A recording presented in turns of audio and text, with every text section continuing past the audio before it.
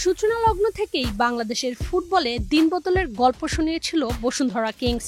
নিজেদের পাইপলাইন আরো সমৃদ্ধ করতে কাজ শুরু করে গ্রাসরুট পর্যায়ে। সেই ধারাবাহিকতায় গত বছর 4 অক্টোবর ফুটবল একাডেমি চালু করে বসুন্ধরা কিংস। 6 থেকে 11 বছর বয়সীদের জন্য রয়েছে একাডেমিতে ভর্তির সুযোগ। এছাড়া 11 থেকে 15 ও 15 থেকে 18 বছর বয়সী ছেলে ফুটবলারদের জন্য আছে আরো দুটি বয়সভিত্তিক ক্যাটাগরি। প্রশ্ন হচ্ছে, শুরুর 8 মাসের কার্যক্রমে কতটুকু সন্তুষ্ট অভিভাবকরা?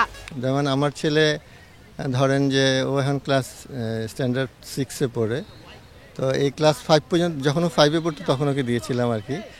তো এই 1 থেকে 5 পর্যন্ত কিন্তু কখনো বল টাচই করেনি। তো এই প্রথম আমি খুঁজতেছিলাম আর কি এরকম একটা অপরচুনিটি। তো বসুন্ধরা কিংস সেই অপরচুনিটিটা আমাদের করে দিয়েছে আর কি। অনেক দিন থেকেই খুঁজতেছিলাম। তো তারপরে যেহেতু ওরা অ্যানাউন্সমেন্ট করলো, অ্যাডভার্টাইজ হলো, তখন ওকে ভর্তি করে দিলাম। তো আলহামদুলিল্লাহ গত 7-8 মাস ধরে ওর অনেক স্কিলিং বলেন, বল কন্ট্রোলিং বলেন, পাসিং বলেন, এগুলো অনেক ইমপ্রুভমেন্ট আসছে ওরা। তবে কার্যক্রম শুরুর পর থেকে নিয়মিতভাবে বাড়ছে খুদে ফুটবলারদের সংখ্যা। প্রতিদিন অন্তত 3 থেকে 5 জন ভর্তি হচ্ছেন বসুন্ধরা কিংস একাডেমিতে। প্রশিক্ষণার্থীর সংখ্যা বাড়ায় কার্যক্রমের গতি বাড়াতে আরো কোচ নিয়োগ দিচ্ছে কিংস একাডেমি। আপনারা দেখছেন বসুন্ধরা কিংসে আমাদের এই একাডেমি কার্যক্রম শুরু হওয়ার পর থেকে ডে বাই ডে লোক আমাদের বেড়েই চলছে।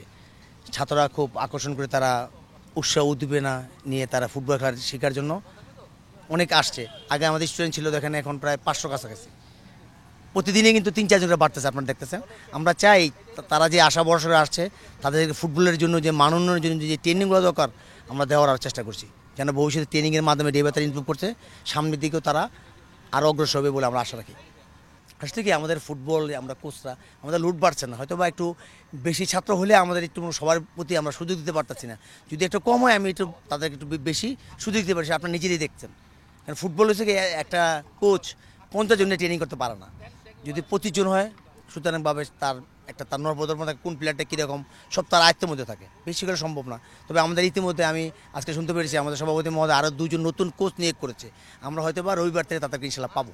এছাড়া প্রয়োজনে বসুন্ধরা কিংসের মূল দলের কোচে যুক্ত হচ্ছে একাডেমির কার্যক্রমে। সকলের লক্ষ্য একটাই, দেশের ফুটবলে ভালো মানের ফুটবলার সরবরাহ করা। বাচ্চাদের ট্রেনিং করতে আমি খুব ভালোবাসি, কারণ আমি এই বাচ্চাদের ট্রেনিং করে আজকে যে আসছি। আমি 15 বছর ন্যাশনাল টিমে কাজ করেছি, আর ম্যাক্সিমাম আমি under 13, under 14, under 16, under 19, under 22 head coach ছিলাম ন্যাশনাল টিমের। আজকের তবু বর্ণ বলেন, বিশ্বনাথ বলেন, সাদ বলেন, রাকিব বলেন, রবিউল বলেন, সব আবার হাতে করা প্লেয়ার। ওরা আন্ডার 13 থেকে উঠে আসছে। সো আমি আসলে এনজয় করি বাচ্চাদের নিয়ে, ম্যাক্সিমাম টাইম এনজয় করেছি আমি। সো এখন আমি প্রফেশনাল কোচ। আমি তো প্রফেশনাল লিগে কাজ করছি রহমানগঞ্জে 5 বছর। আমি বসুন্ধরা কল পাওয়ার সাথে সাথে আসছি। বসুন্ধরা এনভায়রনমেন্ট, বসুন্ধরা আদার ফ্যাসিলিটি সব কিছু দিক দিয়ে আমি মনে করি যে বেস্ট বাংলাদেশে। এটা আপনারাও জানেন, বাংলাদেশের সবাই জানে। সবচেয়ে বড় কথা হলো একাডেমি। বাংলাদেশের কোনো ক্লাবের এই একাডেমি সিস্টেম নাই। তো বসুন্ধরা একটা একাডেমি সিস্টেম করছে, এটা বাংলাদেশের ফুটবলকে এগিয়ে নেওয়ার জন্য। আমি মনে করি এটা অনেক বড় একটা জিনিস, যেটা বাংলাদেশের ফুটবলকে উপর নিয়ে যাবে। আর এই একাডেমি থেকে আশা করি ভবিষ্যতে অনেক প্লেয়ার উঠে আসবে। দ্রুত মেয়েদের কার্যক্রম শুরু করার কথা ভাবছে বসুন্ধরা কিংস একাডেমির কর্তৃপক্ষ।